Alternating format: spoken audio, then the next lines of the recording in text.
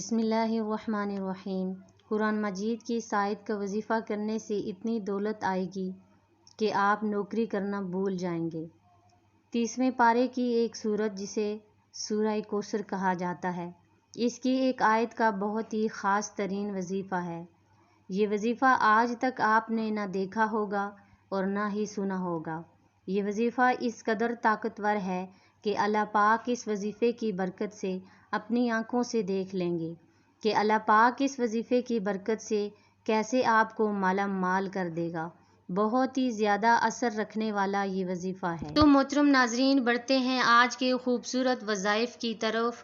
اگر آپ میرے چینل پر نئے ہیں تو چینل کو سبسکرائب کیجیے اور ویڈیو کو لائک کیجیے۔ جو لوگ رزق کی تنگی کی وجہ سے پریشان ہیں تو رزق بڑھانے کے بہت سے وظیفے تو آپ نے دیکھے ہوں گے، لیکن کیا رزق بڑھانے والی نیکیوں کے بارے میں آپ جانتے ہیں؟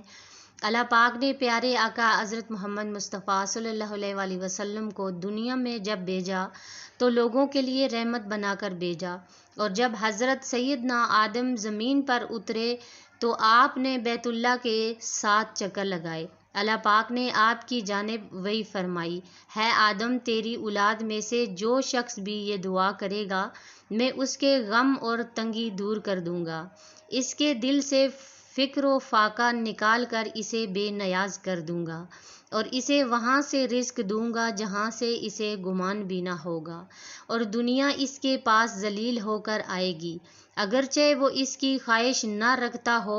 فرمایا کہ سورہ حجر کو لکھ کر تعویذ پہننے والا لوگوں کی نظر میں محبوب ہوگا، اس کے کاروبار میں ترقی اور رزق میں برکت ہوگی۔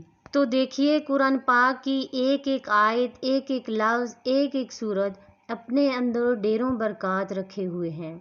اور سورۃ الدحر کے بارے میں فرمایا کہ اس کو بکثرت پڑھنے سے علم اور حکمت کی باتیں زبان پر جاری ہو جاتی ہیں، اور 75 بار پڑھنے سے روزی میں برکت ہو جاتی ہے۔ اللہ کریم کا ذکر کرنا یعنی خالق حقیقی کو یاد رکھنا اور اس کی تسبیح بیان کرنا بھی رزق ملنے کا سبب ہے۔ چنانچہ حدیث مبارکہ میں ہے کہ حضرت نوح نے اپنے بیٹے کو نصیحت کرتے ہوئے فرمایا، میں تمہیں سبحان اللہ و بحمدہ پڑھنے کا حکم دیتا ہوں، کیونکہ یہ مخلوق کی تسبیح ہے اور اس کے سبب مخلوق کو رزق دیا جاتا ہے۔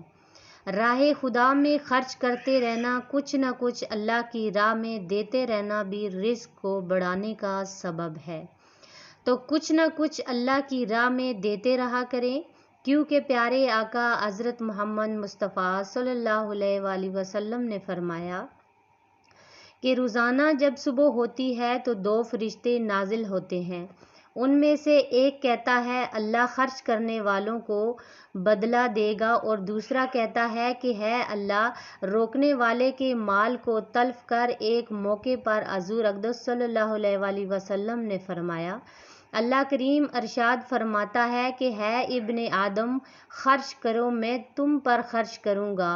تو اسی حدیث مبارکہ کے تحت آپ لوگ بھی اللہ کی راہ میں جتنا ہو سکے کثرت کے ساتھ زیادہ سے زیادہ خرچ کیا کریں۔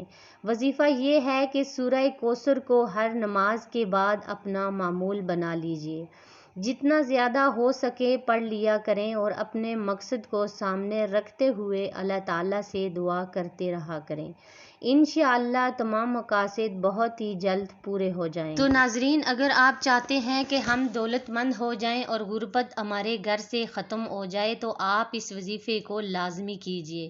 یہ وظیفہ نبی کریم صلی اللہ علیہ وسلم کا بتایا ہوا وظیفہ ہے اور حدیث سے ثابت شدہ وظیفہ ہے۔ سورہ کوثر کے بارے میں آپ کو ہر طرح کا وظیفہ مل جائے گا، لیکن یہ جو وظیفہ میں نے آپ کو بتایا ہے یہ وظیفہ نبی کریم صلی اللہ علیہ وسلم کا بتایا ہوا وظیفہ ہے۔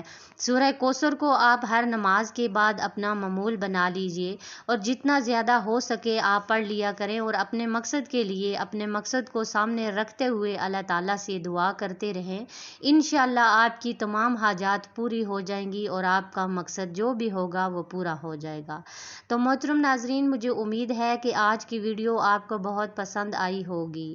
اگر آپ کو پسند آئی ہے تو آپ کمنٹ باکس میں اللہ تعالیٰ کا ایک پیارا سا نام لکھ دیجئے، اور اگر آپ میرے چینل پر نئے ہیں تو چینل کو سبسکرائب کیجئے اور ویڈیو کو لائک کیجئے۔ تو محترم ناظرین، اپنا بہت سارا خیال رکھیے گا اور مجھے دعاؤں میں یاد رکھیے گا۔ ملتے ہیں کسی نیکسٹ ویڈیو میں، تب تک کے لیے اللہ حافظ۔